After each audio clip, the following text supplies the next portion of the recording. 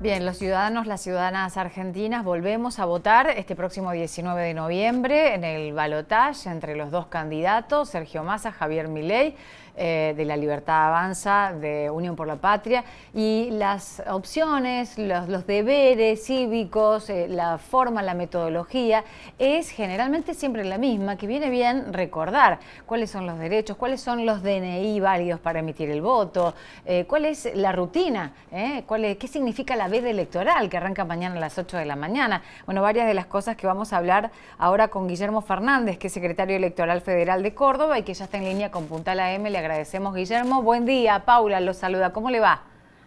Buen día, Paula, ¿cómo te va? ¿Qué decís? Bueno, arranca en unas horas la veda electoral, entonces, ¿qué significa esto? Repasemos, aunque parece redundante, pero nunca está de más, porque siempre hay discusiones al respecto, ¿no? O ponen en tela de juicio, por ejemplo, la venta de alcohol, por ejemplo, las direcciones, los trámites, el funcionamiento de los registros civiles y demás. ¿Qué significa la veda electoral que arranca Bueno, mañana? bueno, hay dos partes. Una es la veda electoral del tema político, de campaña, ¿no es cierto? Donde se cierran hoy, generalmente hoy a la noche, las campañas electorales de las dos agrupaciones, en este caso, que participan, y la veda que empieza 12 horas antes del comienzo del comicio, que es la veda del expendio de bebidas alcohólicas. ¿No es cierto? No pueden estar abiertos lugares que tienen como destino el expendio de bebidas alcohólicas. Esto no tiene nada que ver con las fiestas privadas, casamientos, cumpleaños de 15 y todo eso. Es una confusión que se genera muchas veces. Pero no se puede expender bebidas alcohólicas después de las 20 horas. ¿Mm?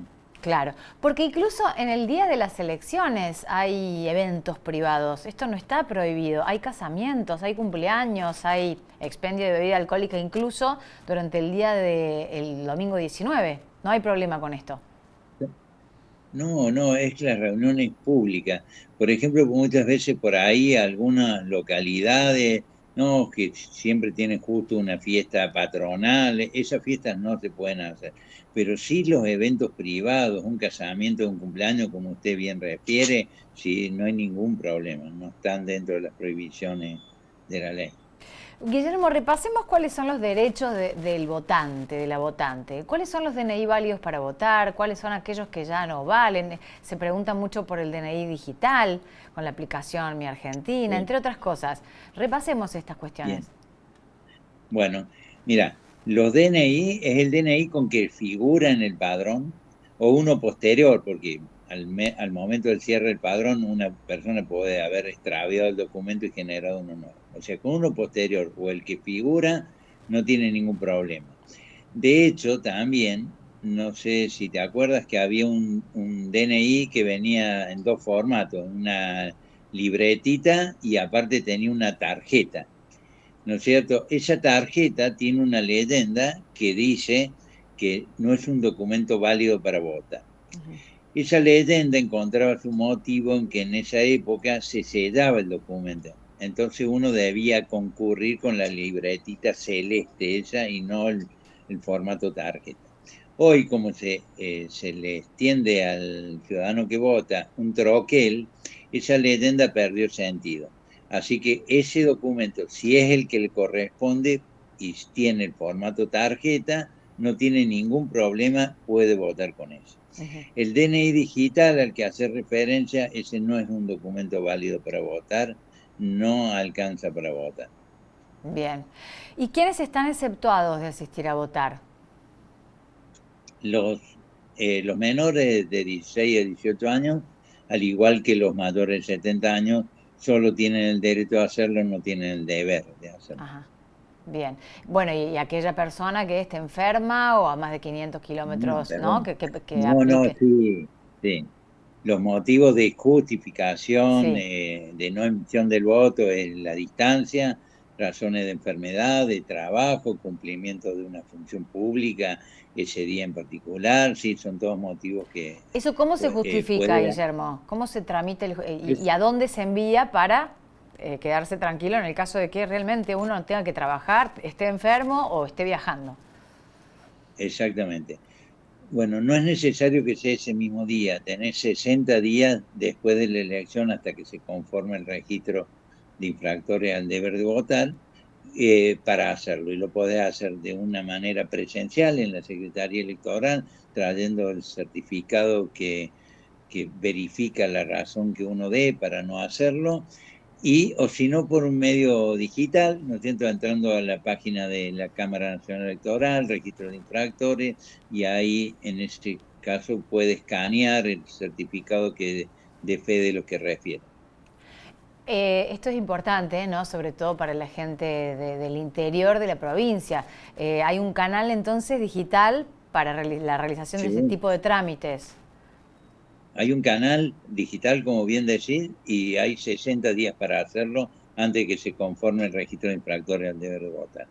Bien, y le pregunto por ahí, porque hay bueno, en todas las elecciones se va incorporando los nuevos votantes. Este año empezó a pasar con los mayores de 16 que llegan a la mayoría para poder emitir su voto si así lo desean, porque es un voto voluntario, que se van Sí. incorporando al padrón. Entonces, por ahí, ¿cómo van teniendo diferencias con las direcciones de acuerdo a los apellidos? Y si hay alguna irregularidad en ese sentido o alguna cuestión, ¿cómo se resuelve? ¿Cómo se inicia el trámite, que es siempre frente a la Cámara Electoral? ¿Por qué vía? También por una vía digital, si uno está en capital, por ahí lo hacen de manera presencial, pero aún así, estando en capital, a 2 cuadras de la secretaría, lo puede hacer por vía digital, digamos, y el reclamo es atendible en la medida que obedezca a un error Ujú. o de la secretaría o del registro civil al consignar el barrio o el domicilio o la clasificación del mismo. ¿Han habido ahí errores? Ahora sobre la marcha es medio imposible, pero en las PASO, por ejemplo, ¿ha habido consultas o cuestiones de este tipo que han tenido que acomodar? Siempre hay en las elecciones paso y en las generales, en la segunda vuelta exactamente el mismo padrón que se utilizó en las generales. No hay tachas ni agregados por errores ni nada, es exactamente el mismo y están los 3.060.000 personas, 61.000 personas que votaron y no que votaron, sino que figuraban en el padrón de las elecciones generales. También ahí hay que sumarle un número en 34.000 más o menos, que son los ciudadanos argentinos residentes en el extranjero. Pero el reclamo siempre por vía digital, tienen esa posibilidad. En Córdoba, entonces, ¿cuál es la cantidad de personas habilitadas para votar en el padrón? 3.060.943, ese es el número exacto. Y tiene aparte 34.000, alrededor de 34.000 ciudadanos argentinos residentes en el extranjero, que como último domicilio antes de trasladarse al extranjero tenían La provincia de Córdoba. Córdoba. Ajá. ¿Y Sí. cuál es la penalidad finalmente para aquellas personas que no presenten ninguna justificación y no voten? ¿No? ¿Qué penalidad les cabe? Bueno, la penalidad es una multa que realmente no ha sido actualizada, pero no es el único inconveniente, ya que el Estado Nacional, a través de convenios, ha gestionado, por ejemplo, que una persona que no tenga un certificado que dé fe de que tiene regularizada su situación electoral, tenga algunos problemas, a lo mejor con empresas públicas o instituciones públicas o empresas privadas, por ejemplo, de servicio para obtener el gas, la luz, una persona para ingresar a la administración pública que figura en el registro de infractores al deber de votar, por 2 años no va a poder ingresar a la administración pública ni a tribunales de la provincia, tampoco va a tener inconvenientes con respecto a la solicitud del pasaporte, alguna de las cuestiones que puede tener. Bien, sí, la multa ha quedado como desfasada en su valor. No recuerdo exactamente el monto, pero es insignificante. Sí. Algo que no impide a una persona evaluar el monto tanto como para decir, bueno, sí, no, voy a votar por la multa, ¿no?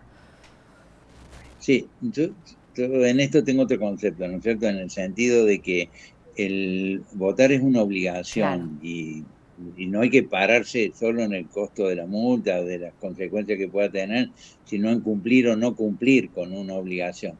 Esa sería la situación. La multa ha quedado, como bien decís, de 50 a 500 pesos según la cantidad de veces que la persona no haya cumplido con esa obligación. Claro, ¿y eso está en planes de modificarlo?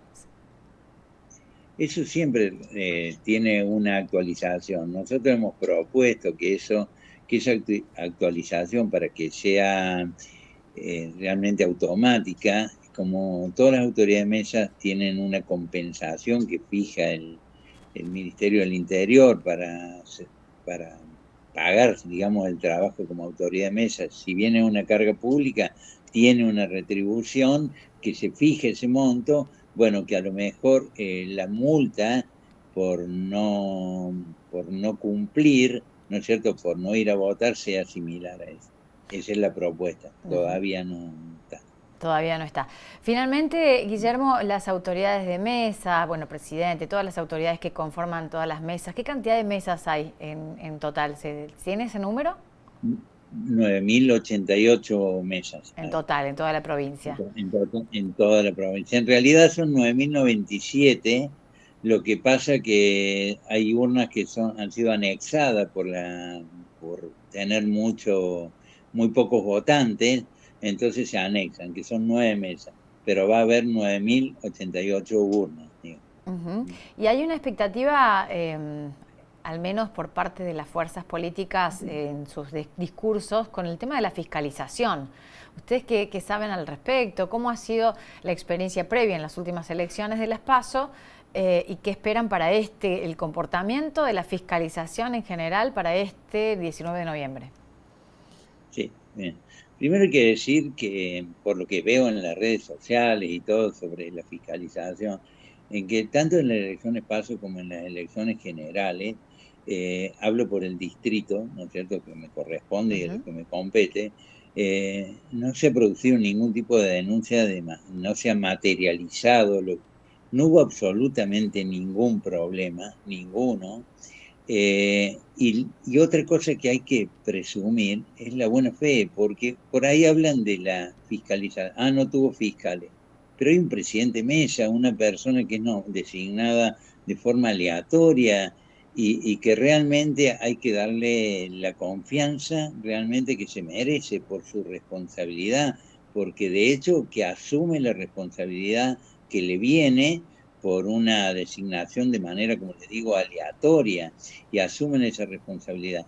O sea, hablar de esas cosas y poner en duda en la honestidad o la buena fe de las personas que son designadas no de forma voluntaria, sino, como les digo, que le llega a la casa una designación de presidente de mesa, la verdad que no encuentro los motivos para esto. De todas maneras, no hemos tenido problemas con fiscales acá en Córdoba, si es a lo que te refieres. Sí, justamente experiencias previas y por todo un tufillo de declaraciones y presunciones sí, que se están escuchando al respecto. Guillermo, muchas gracias por el contacto con Punta la M. No, por favor, gracias a vos por poder comunicar. Que tenga buen día. Guillermo Fernández, el secretario electoral federal de Córdoba, en contacto con el programa para hablar de lo que significa la veda, de lo que significa, ¿no?, las condiciones, los derechos, los DNI para emitir el voto, la responsabilidad cívica de emitir el voto, la multa que ha quedado insignificante de 500 pesos, pero que no debería ser el impedimento para no votar, sino justamente evaluar, ¿no?, el compromiso cívico en el momento que hay que emitir el voto y elegir entre dos proyectos de país. Hacemos la pausa y ya venimos con más.